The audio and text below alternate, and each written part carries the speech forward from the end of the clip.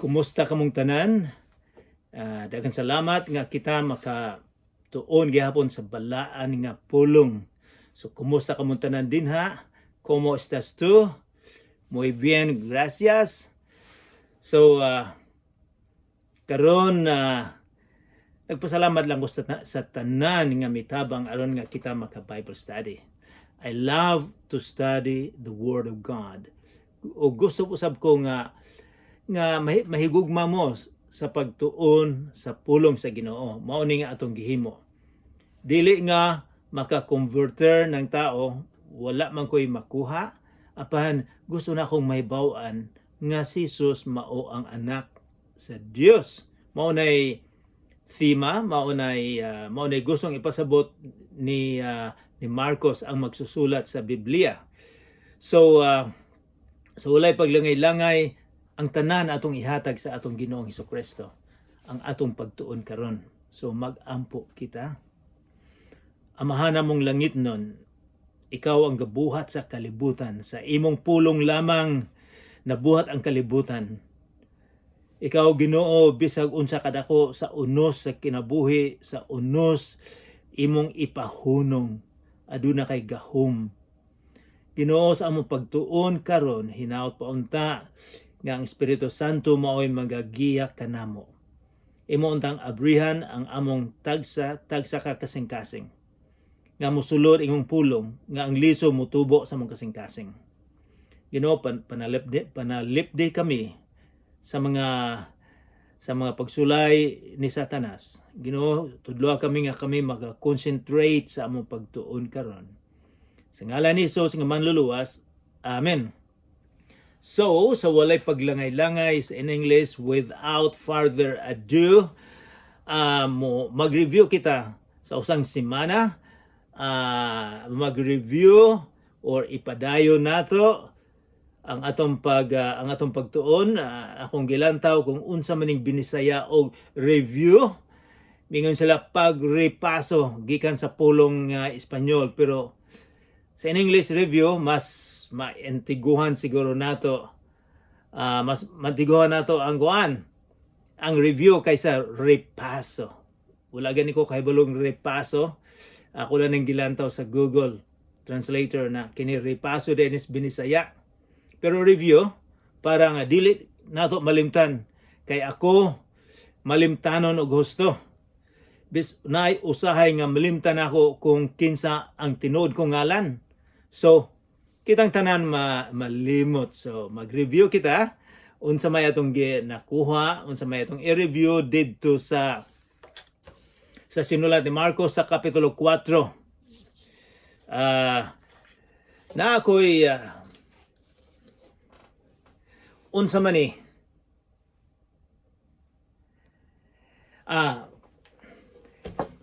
espeho kadto. So mangutana mo unsa may gikuha ni Pastor Rograson may tungod sa espeho. Sa ang atong Ginoong Hesukristo sa iyang pagtudlo og sambingay, may tungod sa upat ka klase nga kasing-kasing sa tao. Gusto siguro niya nga malantaw nimo og ako ang kasing-kasing kung unsa mang klase sa kasing-kasing. So nag-istorya siya sa review, dinay usa ka magpupugas, usa ka magbabaol. Nagtanom siya. Ang ubang mga liso dito sa dalan nga gahi kayo. Ang ubang liso miadto sa kabatuan. Then ang usang liso miadto sa katunukan. Ang usang liso sa miadto gyud nakatubo sa maayo nga yuta. Sa upat ka klase nga tao, gi-explicar ni Jesus. Sa upat ka tao, usa lang ang nakatubo og maayo. So, gi-explicar sa atong Ginoong Hesukristo. Katong mga tao nga ang pulong sa Ginoo, ang kasing-kasing nila murag gahi kayo. Dili gyud na makatubo kay gahi ang kasing-kasing. Bisag unsaon pa nimo na walay mahimo mo na paglantaw sa uban. And then ang ikaduha nga Mingon siya nga ang liso kanang pulong sa Ginoo, mingon siya nga ang liso nga gisabod mao nay pulong sa Ginoo. So, ang ikaduha, nahulog dito sa kapatuan, mingon si Jesus, miturok to, apan dali lang namatay kay kulang sa yuta. So, mingon siya ang pulong nga ilang mabasahan, madungog, dali lang mamatay. And then, ang ikatulo, nga pulong sa Ginoo nga nadungog, nakatubo, pero sa katunukan.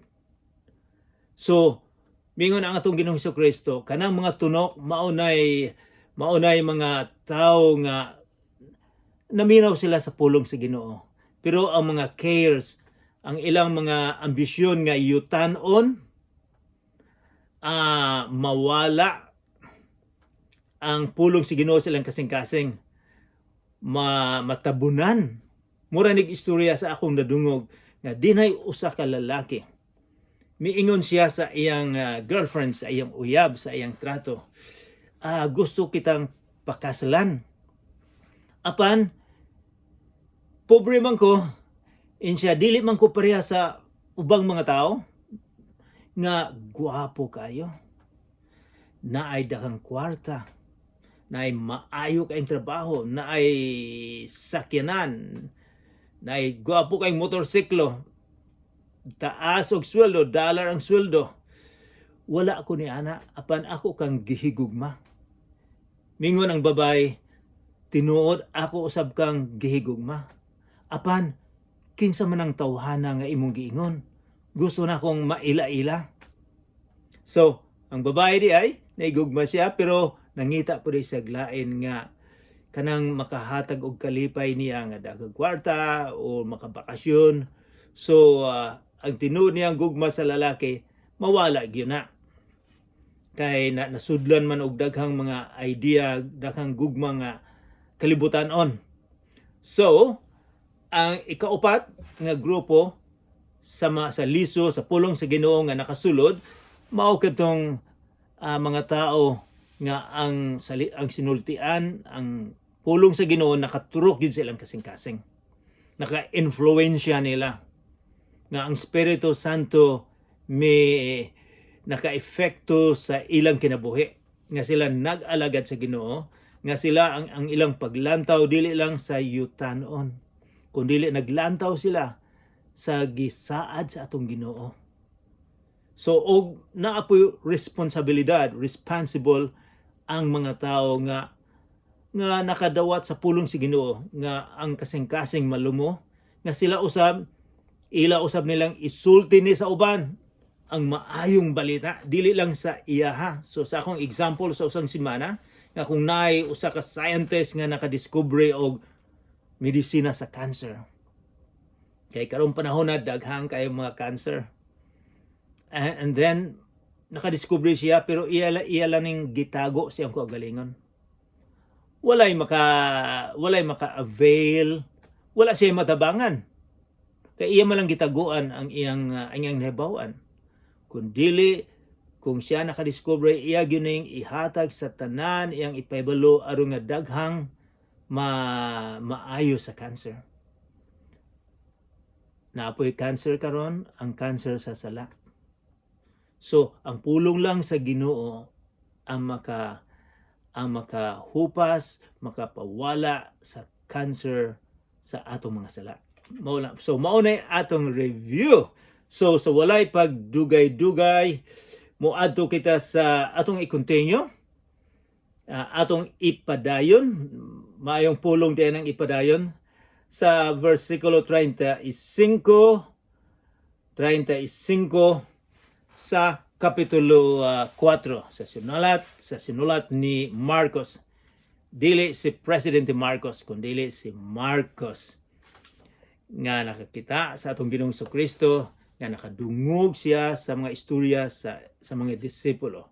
Si John Mark. So, atong basahon, akong tanawon akong notes diri kay usay malintan ako, but anyways, magsugod kita. So guys, naa na ba mo dinha sa versikulo 35 sa libro ni Marcos sa New Testament, Matthew, Marcos, ikaduha nga libro si Mark. So basahon na nato. Verse 35, versikulo 35. Og ni anang pagkagabi giingnan ni Jesus ang iyang mga tinunan. Manabok kita sa lanaw. So remember, bantayaning gisulti ni Jesus nila. Manabok kita sa lanaw. Kini siya lanaw ni sa Lake Galilee. Nakaadto ko din na pila nakatuig karon.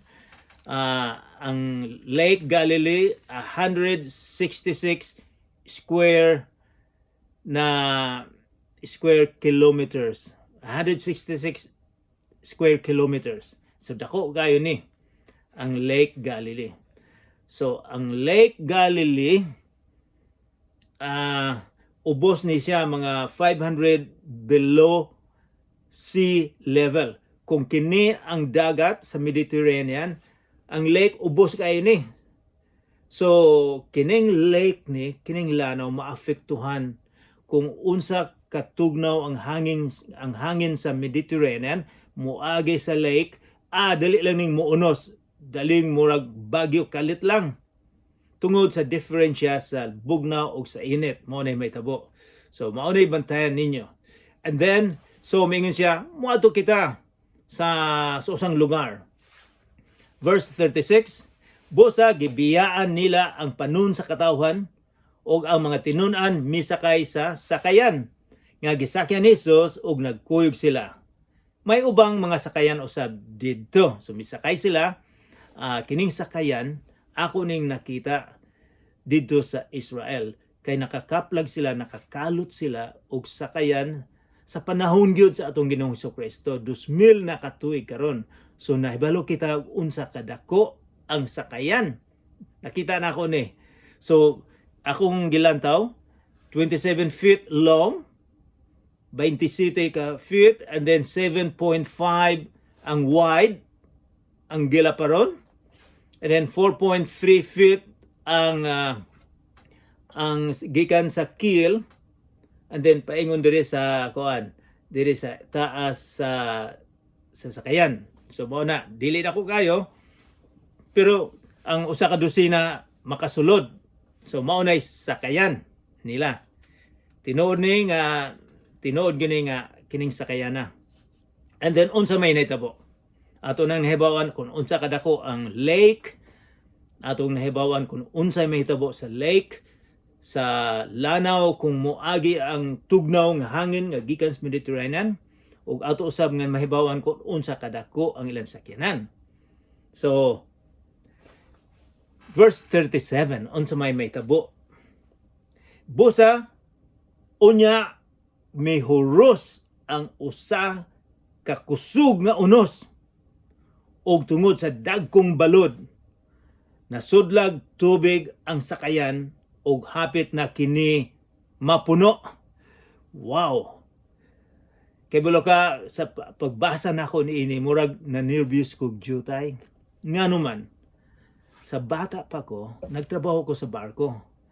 Segundo opisyal ako sa barko. Ang barko namo moadto sa Europe, moadto sa Amerika, moadto sa Japan, o mutabok mig mga dagko kaayong dagat gikan sa Pilipinas, paingon dito sa San Francisco, Los Angeles, mutabok og Pacific Ocean, o gikan po dito sa Houston, Texas, moadto mi dito sa Europe, dagko sa Atlantic, and then mosulod mi dito sa Mediterranean.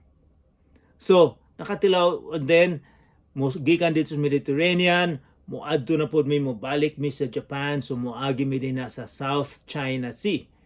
O naka-experience po kog dagkong balod, bagyo makahadlok kayo. Dinhay usa ka sitwasyon nga abi na kog malunod na mi sa South China Sea kasi kay monsoon.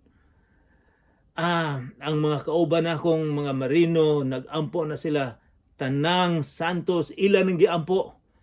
bisan si San Telmo nakauban na po dito sa kahadlok, ako usab nahadlok ko.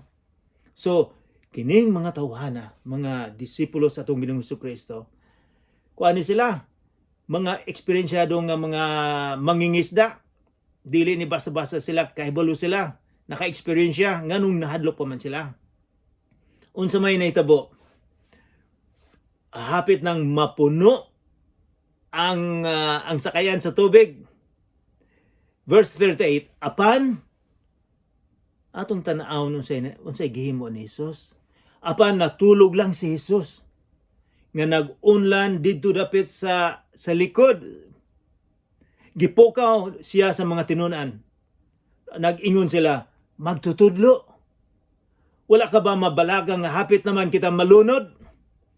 Mura sila og nasuko siguro sila, na nervyos sila nga nganong niining kalisod sa ilang sitwasyon.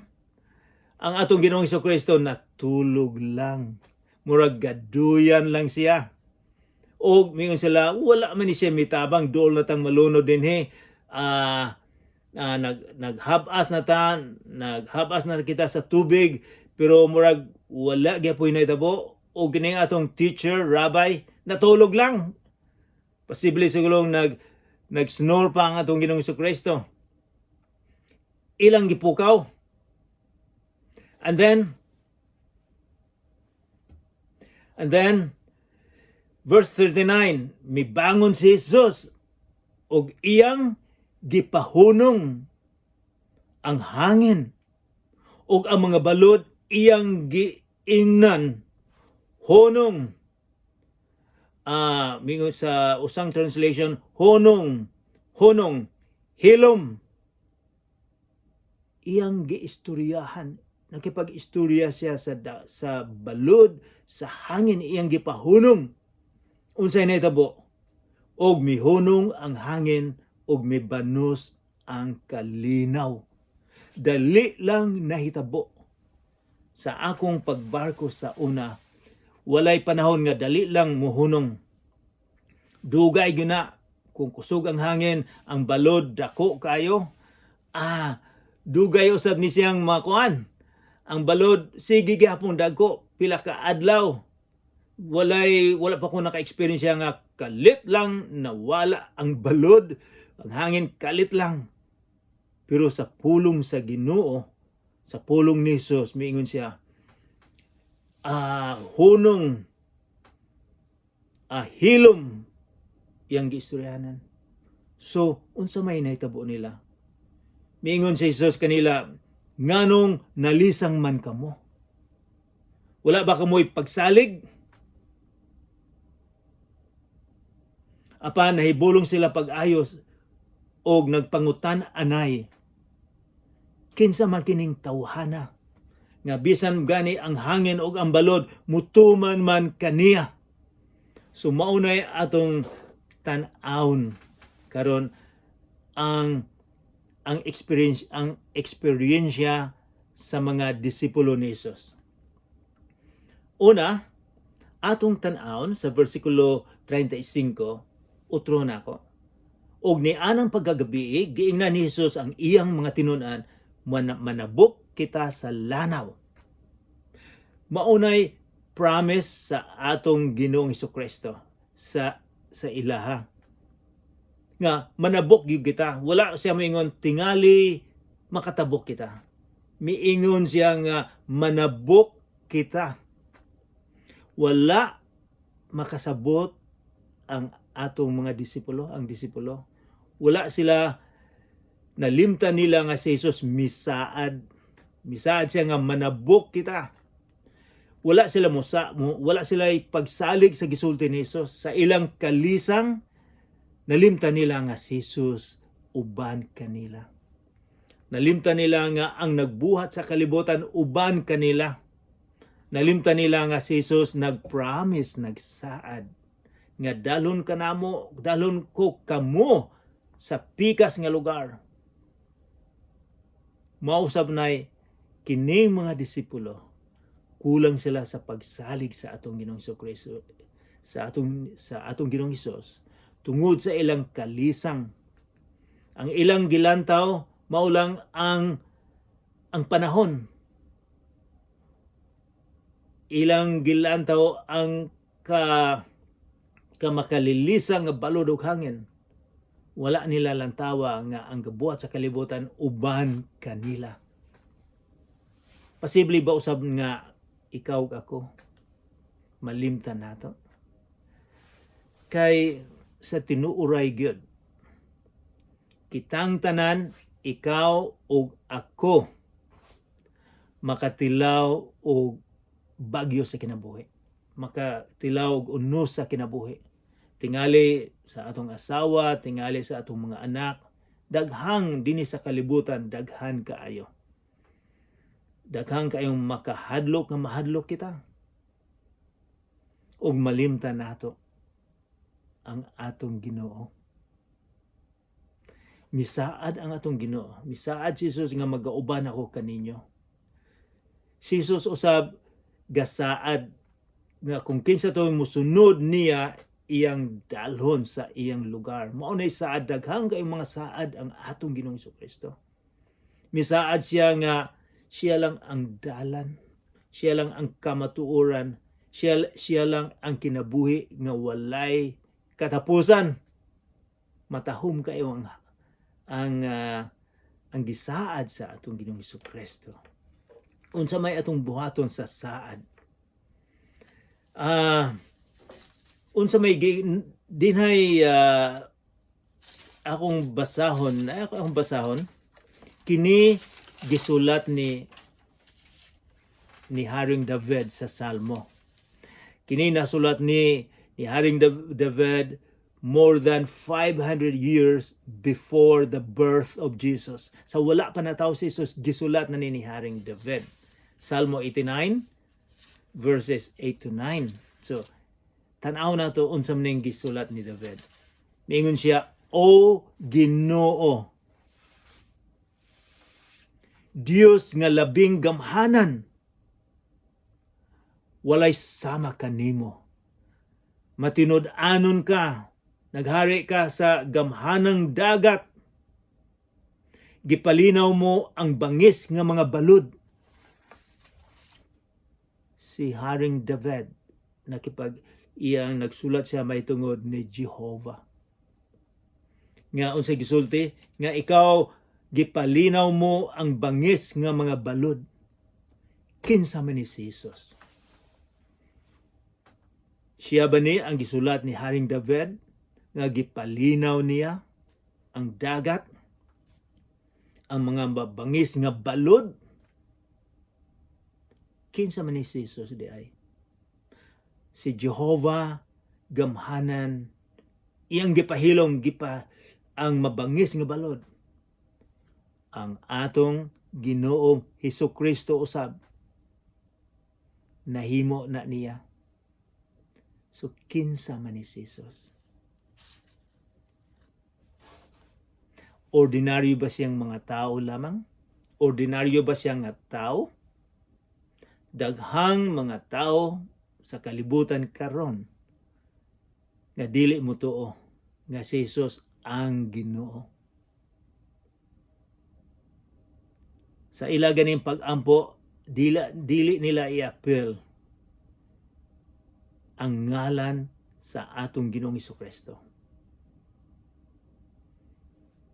So, dili kita matingala nga daghang dili motuo nga si Jesus Ginoo. Kinsa may makapahilom, makapahinay sa bagyo nga sultian lang ang gihimo ni Jesus, hilom, hunong. Ang pagbuhat sa kalibutan kay balo ka, gisulti lang na sa Ginoo. Misulting Ginoo, gusto ko nga adunay bituon.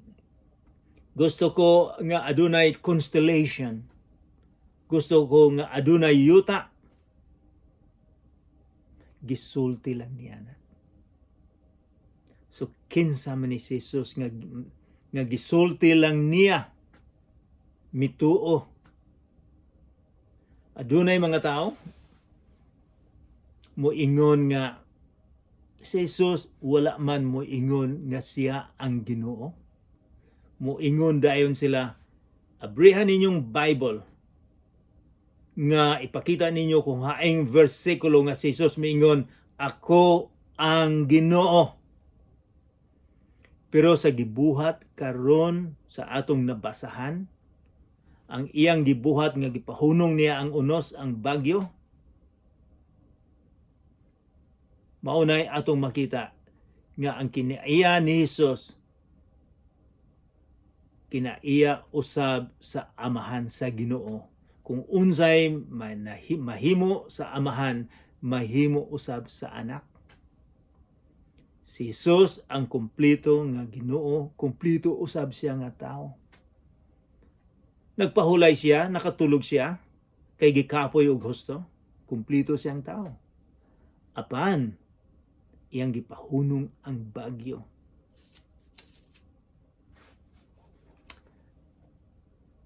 Sa atong kinabuhi, daghang mga bagyo sa atong kinabuhi nga moabot. Adunay mga sumusunod ni Jesus nga ang paglantaw nila sa ilang kinabuhi nga sila malumos na, nga wala na'y chance, wala na'y pag-asa. Wala na'y pag-asa akong kinabuhi kay nagkasayop ako. Kinahanglan nga dili kita mawalaan og pag-asa sa kinabuhi. Kung buhi pa kita, aduna gihapoy paglaom. Ang atong paglaom gikan lang sa atong Ginoong Kristo. Kung tinuod ka nga sumusunod, dili ka niya pabayaan, dili ka niya malimtan. Sa kalisod sa kinabuhi, daghang mga wala ko mahibalo. Dili ko makahibalo. Nganong hatagan kita og bagyo sa atong kinabuhi. Nga kung mahal nimo ang anak ang akong apo ganina, mingon siya, grandpa, gutom ako, muadto kita sa Tim Hortons, muadto ta sa McDonald's. Bisag wala ko'y kwarta, mingon, sige, tungod kay mahal na ako siya, ang akong apo. Iya pang gipangayo niya ang usa na akong sakyanan. So di po ko makayong dili akong ihatag. So, ang atong Ginoo sab, dili makalantaw nato. Apan, gusto niya nga kita maka-experience sa kalisod sa kinabuhi. Aron nga ma-experiensyahan nato nga adunay mutabang ka nato. Kung wala tay problema, unsaon nato pagkahibalo nga ang atong Ginoong Kristo mutabang di ay. Ang Ginoo mutabang, ang Ginoo duol lang kaayo. Ang mga disipulo, si Jesus duol ra kaayo nila. Pero na-nervous pa sila, nalimtan nila. Ikaw ako, dili nato malimtan. Na si Jesus uban ka nato. Nga sa kalisod, sa kinabuhi, siya duol lang kaayo. Dinay usa ka picture, painting, nga akong nakita sa una. Kanang giingon nga, ang usa ka tawo nga galakaw sa balas, sa daplin, sa dagat. O sa pagsugod, upat pa ka tiil. So, bot ay pasabot, duha ka tawo ang galakaw. And then, sa tunga-tunga, sa picture, usa na lang ang galakaw, duha na lang ang naporma dito sa balas. And then, nangutana ang nagpaint, ang nagdrawing. Ngano man, nga sa kalisod sa akong kinabuhi, wala man ka nagauban ka nako. Sa malipayon ko, sa wala pa'y problema, nagauban ka kanako. Apan sa dihang galisod ako sa kinabuhi, wala ka. Niingon ang Ginoo, Kasi dihang galisod ka sa kinabuhi, aduna kay problema sa mga sakit. Bisag unsay problema nga imo pong nahimo. Ako kang gisapnay. Ako kang gikadol, ako kang gisapnay sa akong kamot. Aron nga dili ka mapandol sa kinabuhi. So mga kaigsunan usab sa kalisod sa atong kinabuhi, dili nato malimtan nga si Jesus uban kanato. Mag-ampo kita. Amahan namong langit nun, daghan salamat sa imong saad kanamo. Mga tao musaad, apan ikaw ang imong saad matuman gyud. Ginoo, tudloa kami sa pagsalig, sa pagsandig ni anang imong mga saad. Ginoo, tudloa kami nga ang imong pulong moturok sa among tagsa-tagsa ka kasing-kasing. Hinaot pa nga kami mag-meditate, tan-aw na mo og unsa may sulod sa among kasing-kasing karon. Kay ikaw lang ang makakita. Ginoo, daghan ang among mga sala. Pasaylua kami. Kay ikaw ang Ginoo nga mapasayloon. Imo kaming gihigugma. Ginoo, hinaot pa nga ubanan mo kaming tanan karon. Sa ngalan ni Hesukristo nga among manluluwas. Amen.